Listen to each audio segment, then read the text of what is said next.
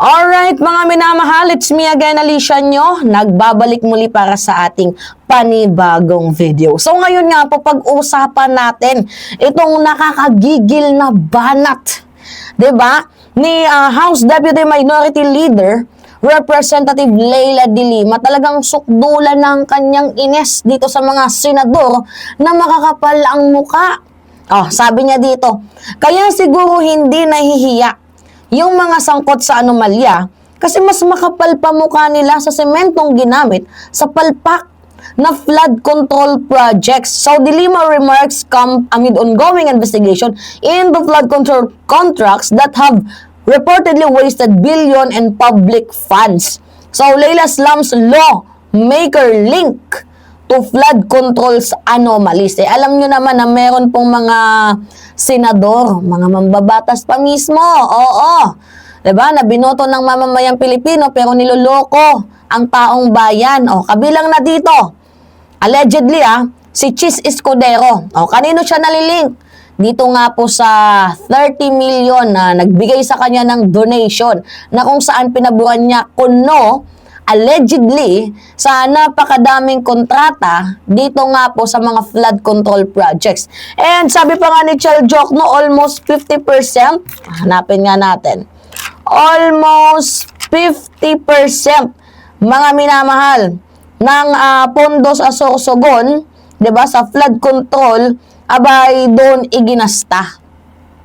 So ngayon, sumunod itong si Joel Villanueva. Kanino nalilink? Sa DE, District Engineer ng Bulacan.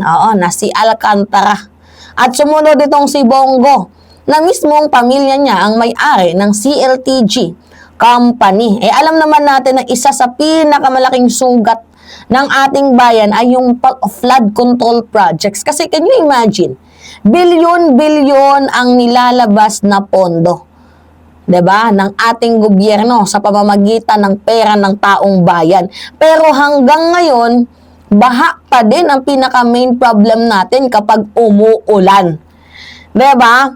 So yung sinabi ngayon ni Representative Leila de Lima ay malaking sampal sa mga mambabatas, 'di ba? Biruin mo ba naman, 'di ba kayo natatakot na magnakaw sa kaban ng bayan? Kaya hangang-hanga din ako kay de Lima Yung banat niya natural. Pero mayroong impact, mayroong dating. Bato-bato sa langit, matamaan ka sana. 'Di ba? Ngayon, sa gitna ng kontrobersiya, nakakahanga naman itong si de Lima. Hindi nagpatalo, mga minamahal. Talagang grabe yung panunupalpal niya. Sino mga sinupalpal niya? Mga kongresista na din mismo, mga mambabatas, at mga senador na sangkot nga po dito sa maanomalyang flood control projects. Kasi ang kailangan natin ng mga tao dito sa ating gobyerno para mapuksa ang mga ganitong klaseng sistema is yung mga voice maker. Yung mga bumuboses. Sa simpleng pagbuboses natin at ng mga mayroong puso sa mamamayang Pilipino, malaking impact na to para ma-call out yung mga corrupt na public official. 'Di ba? Biruin nyo bilyones ang nilustay sa flood control. Taon-taon. Pero wala tayong makitang improvement, ganon at ganon pa din. Laging binabaha, hindi man lang tayo makaranas ng 2 oras. 'Di ba? Napagbaha at napag-ulan, walang tigil na ulan, bumabaha agad. 'Di ba? Bilyones ang nilaan pero ang daming mga ghost projects, overpriced contracts at mga peking accomplishment. 'Di ba? Na nakikita naman natin sa report ng COA. Actually, yung COA matagal na nila tong alam Bakit tahimik lang yung COA dito? Ito ngayon, tingnan natin. Si Bongo, malapit sa mga Duterte. And talagang naiuugnay, madalas na maiugnay itong si Bongo sa mga infrastructure allocation. Kasi marami siyang mga, contractors na konektado sa kanyang mga kaalyado mismo. Ito namang si Quezon, ilang flood control projects sa Bicol region under scrutiny.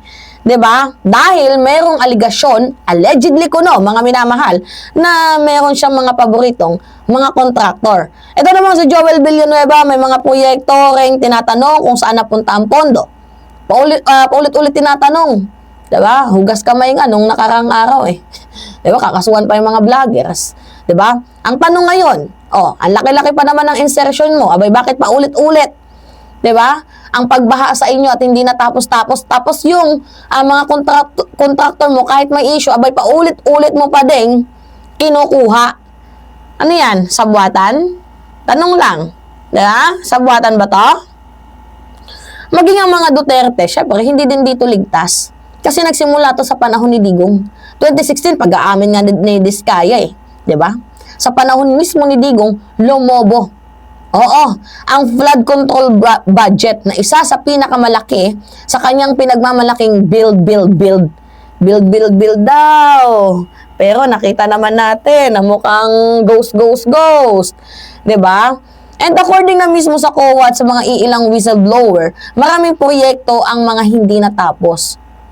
Diba? Alam naman natin yan, nasa record ng COA. Ngayon, ang tanong dito, sino yung nag-benefits? Sino yung nag-benepisyo? Walang iba, kundi yung mga kontraktor na konektado sa mga Duterte. Mga kontraktor na kaalyado at konektado sa mga Duterte. Kaya pala hanggang ngayon, diba? Tingnan ninyo, kung papansinin ninyo, wala pa din pinagbago. Baha pa din. Diba? Ngayon, sino tunay naghahaman? Tanong lang. Pero, pasalamat ako dito kay President Bongbong Marcos. Alam niyo kung bakit? Kung hindi dahil sa kanyang pagboses sa SONA, 'di ba? Although yung SONA nung July pa July 24. August, September na ngayon. Kung hindi sa pagboses ng ating presidente, dito nga po sa mga flood control anomalies, abay mukhang hindi mabibisto ang ginawang katarantaduhan ng mga Duterte. Na isa-isa na nga Kaya nga sabi ni Sara Duterte, kung talagang kung talagang meron kang political will na matapos yan, isang araw tapos lang yan. Ngayon, tanong natin, isang araw lang pala, tapos na. Abay, bakit hindi mo yan sinadjust sa iyong ama?